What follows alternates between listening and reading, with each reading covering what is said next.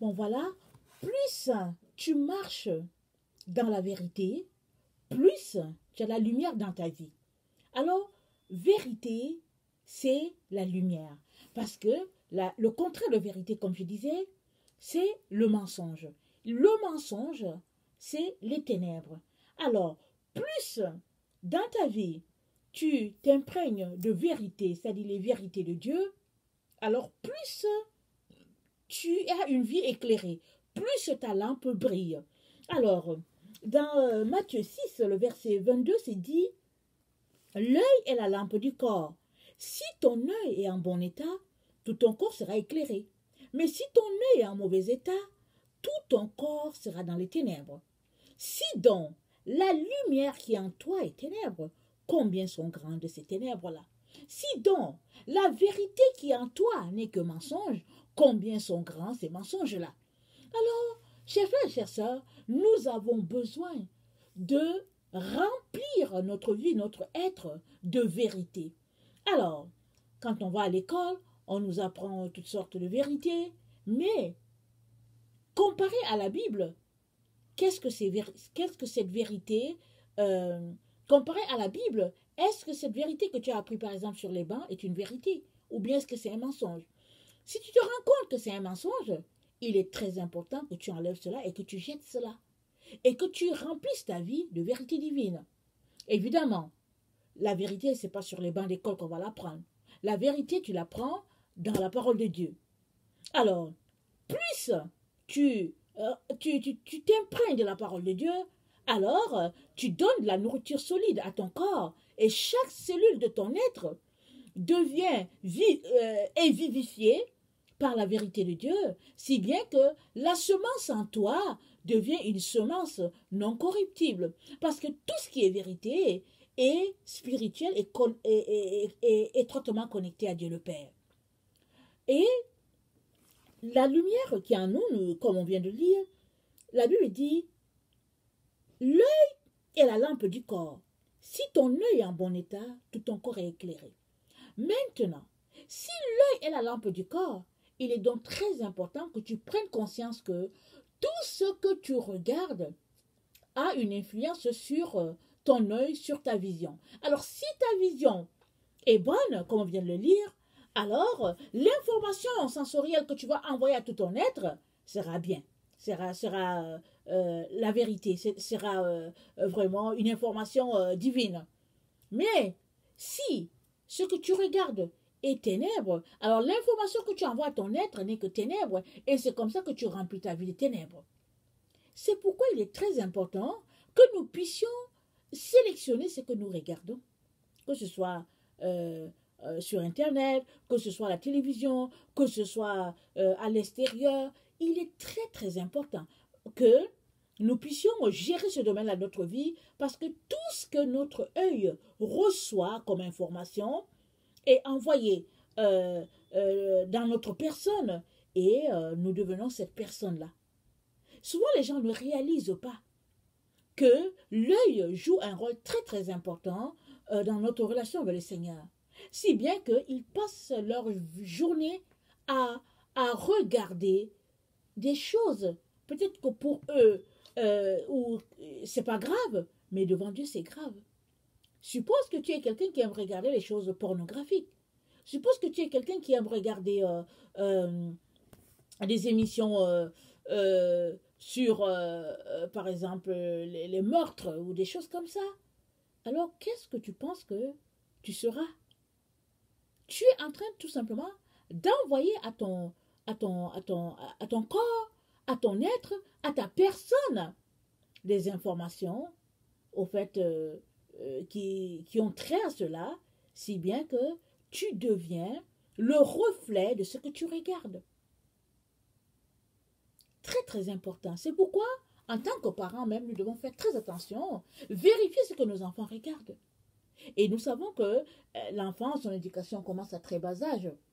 Alors si un enfant est exposé longtemps devant les émissions de télévision qui ne sont pas de bonnes émissions, alors cet enfant-là, il s'élève comme un champignon dans ces choses-là, et puis finalement, voilà, on n'est pas étonné de constater certaines choses dans la vie des enfants, des choses désagréables. Il est très important, mes chers frères et chères sœurs, qu'on règle ce domaine-là de notre vie, parce que c'est un domaine qui va nous bloquer le chemin étroit. Parce qu'une fois que tu nourris tes yeux des choses qui sont obscènes, qui sont malsaines, tu es en même temps en train de dire à ton être que le chemin qu'il doit prendre, c'est le chemin spacieux. Parce que tout cela qui demeure sur le chemin étroit trient tout ce qu'ils regardent. Font très très attention à ce qui arrive au niveau de leur pupille. Parce que l'œil est la lampe du corps. Si ton œil est en bon état, tout ton être, nous dit la parole de Dieu, est en bon état. Ça, c'est une information, je pense qu'on a tendance à la négliger, mais elle est très très importante pour nous, les enfants de Dieu, qui voulons connecter à l'Esprit divin. Amen. Et l'autre chose, c'est que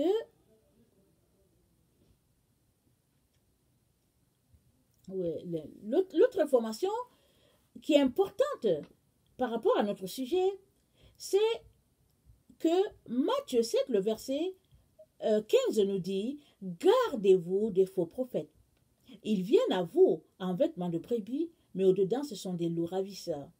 Vous les reconnaîtrez à leurs fruits. » Alors, le verset 14 nous dit « Mais étroite est la porte, resserrez le chemin qui mène à la vie, et il y en a peu qui la trouvent. » Qu'est-ce qui fait que peu trouvent ce chemin-là, resserré? C'est parce que sur leur chemin, ils peuvent se retrouver à côtoyer des loups. Parce que le loup, quand il vient, il ne vient pas te montrer le droit chemin. Il vient justement t'en écarter. Il vient mettre la poudre à tes yeux. Il vient te conduire sur le mauvais chemin. Parce qu'il se fait passer pour une brebis. Et il se fait passer pour une brebis, il se fait passer pour le berger des brebis. Alors, pour être le berger des brebis, il faut que toi-même tu sois une brebis. Et le loup, donc, son travail, c'est de t'écarter du vrai berger qui est Jésus. Et si tu ne fais pas attention, tu vas te retrouver, malheureusement, à perdre le chemin étroit où tu te trouvais parce que tu fais route avec un loup. Les loups, ils donnent des faux enseignements. Les loups n'ont pas l'Esprit de Dieu parce qu'une fois que tu as l'Esprit de Dieu, tu ne peux pas parler contre Dieu. Seuls ceux-là qui n'ont pas l'Esprit de Dieu parlent contre Dieu. Quand tu as l'Esprit de Dieu, tu ne peux que parler pour Dieu. Amen. C'est pas possible d'avoir l'Esprit de Dieu et puis d'aller contre lui. Les loups font croire qu'ils ont l'Esprit de Dieu. Ils dirigent les enfants de Dieu loin de Dieu, sur d'autres voies. La voie de la prospérité, la voie de l'argent, la voie du bien-être, parce que notre monde est porté vers un bien-être. Alors, on encourage les gens à un certain bien-être dans la société, vraiment à s'occuper de son corps, de soi, et puis bon, mais Jésus-Christ dit quoi? Il dit, ne vous inquiétez pas de ce que vous allez manger ou de ce que vous serez vêtu. Il dit, ce sont les païens qui s'occupent de ces choses-là.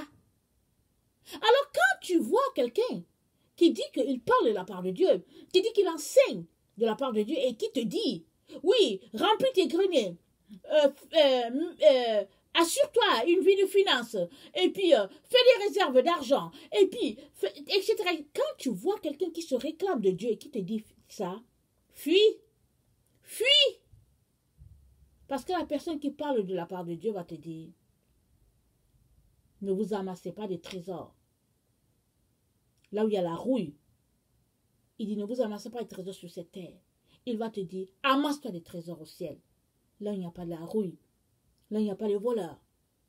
Parce que cette personne-là va parler exactement comme Jésus. Alors, ce n'est pas étonnant que le verset 15 nous dit, gardez-vous des faux prophètes. Parce que les faux prophètes sont aussi des loups. Ils sont là pour ravir les enfants de Dieu, de la vérité. Ils sont là pour les écarter du droit chemin. Il est donc très très important que nous fassions attention. Amen. Très, très important. C'est dit, vous les reconnaîtrez à leurs fruits. Malheureusement, vous savez, c'est pas toujours évident hein, de reconnaître les fruits des gens. Parce que, bon, on ne vit pas dans un temps, on ne vit pas dans un village. On est maintenant dans les grandes villes, on ne sait pas ce que les gens font chez eux. Mais si on marche vraiment selon le Seigneur, l'Esprit de Dieu va nous communiquer la vie des gens et puis le fruit qui émane d'eux.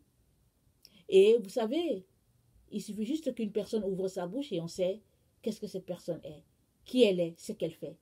Alors, très souvent, si on ne réussit pas à avoir le fruit des gens, il suffit juste que les personnes ouvrent leur bouche et on va les situer. On va savoir si elles sont de Dieu ou pas, si elles sont juste dans la chair. Alors, un enfant de Dieu, un enfant qui veut marcher sur le chemin étroit qui est le chemin de vie, ne peut se retrouver que à vivre très loin des loups. Amen. Alors,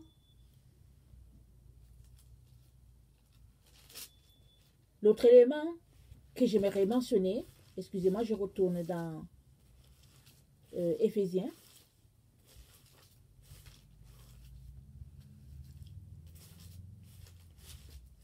Éphésiens 5. Il dit, car le fruit de la lumière consiste en toutes sortes de bonté, justice et de vérité. Il dit, verset 10, examinez ce qui est agréable au Seigneur.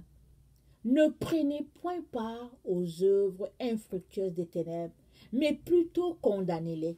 Ça, c'est un autre élément qui est très, très important parce que qui ne dit rien consent. Si tu te rends compte que l'œuvre que cette personne s'y pratique n'est que ténèbres, alors il est très important que tu dénonces ça. Parce que si tu ne dénonces pas, ça veut dire que tu consens. Très, très important. Je nous encourage à développer une vie où nous prenons position. Ce n'est que comme ça que nous nous retrouvons à marcher sur ce chemin étroit et resserré. Ce chemin-là. Les gens vont nous détester. Mais on est sur le chemin étroit et resserré. Parce que sur ce chemin, on n'a pas d'amis. On n'a pas d'amis. On marche sur soi. On veut arriver. Et quand on se rend compte que ici, là, c'est pas correct, on dénonce. Amen. Il dit, ne prenez pas aux œuvres, ne prenez pas part aux œuvres infructueuses des ténèbres. Condamnez-les. Car il est honteux de dire ce que les gens font en secret. Et en condamnant, nous ne faisons que dire ce que dit le verset 14. Réveille-toi, toi qui dors. Relève-toi d'entre les morts et Christ t'éclairera. La manière de sortir d'entre les morts, c'est de dénoncer. Tu dois dénoncer ce qui se passe dans les ténèbres. Tu dois dénoncer la vie des gens, la vie de péché des gens. Très, très important. Parce que si tu ne dénonces pas, ça veut dire que tu es avec les ténèbres. Et tu vas juste te retrouver au niveau du chemin spacieux, de la route spacieuse. Le chemin étroit, c'est un chemin où tu es appelé à retrousser les manches et à participer, corps et âme, parce qu'il s'agit de ton âme. Amen. Et nous devons poser des actions pratico-pratiques. Très, très important, mes chers frères, chères sœurs. On est dans le monde où on dit, bon, vous savez, les règles de vie, bon, quand même, il faut être poli, il faut être courtois et tout. La Bible nous dit ça aussi. Mais, quand on voit que la chose n'est pas correcte, on la dénonce. Un peu comme quand Jésus-Christ a parlé à Simon, il a dit, arrière de moi, Satan.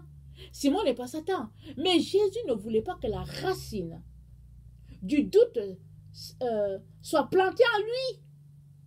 Au point où il se convainc lui-même en disant, oh oui, c'est vrai, en tout cas, non, je ne veux pas aller mourir. Non, Jésus a dit, arrière de moi, Satan. Je suis venu pour mourir, je dois aller jusqu'au bout. Que le Seigneur vraiment nous donne de saisir l'ampleur de ce que Jésus-Christ est en train de nous dire. Parce que la vérité, c'est la lumière. Plus tu dénonces les mensonges de ta vie, plus tu as la lumière, et puis plus la gloire de Dieu te visite.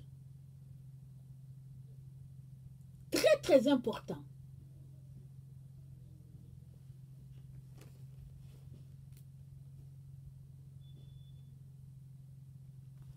Le verset 6, que personne ne vous séduise par le vain discours, car c'est à cause de ces choses que la colère de Dieu vient sur les fils de la rébellion. Que personne ne nous séduise, mes frères et chers sœurs. Faisons tout pour ne pas être séduits.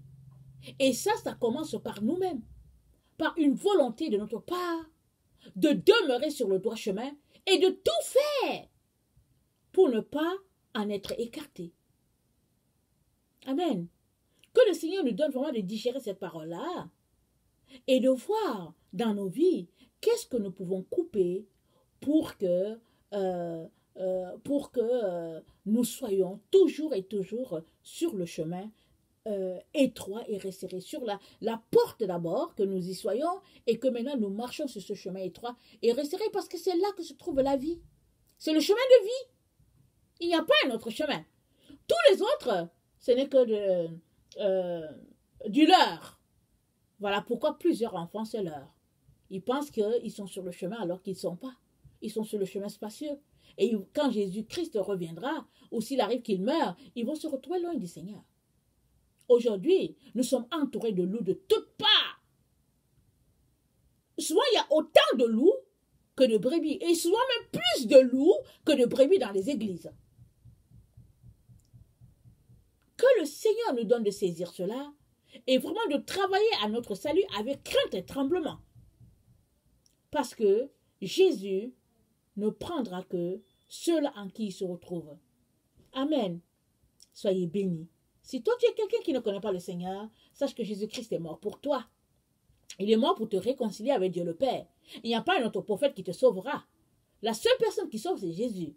Je nous encourage à lui demander si c'est vrai et il ne manquera pas de nous éclairer. Soyez bénis. Je vous aime beaucoup et Dieu davantage. Merci.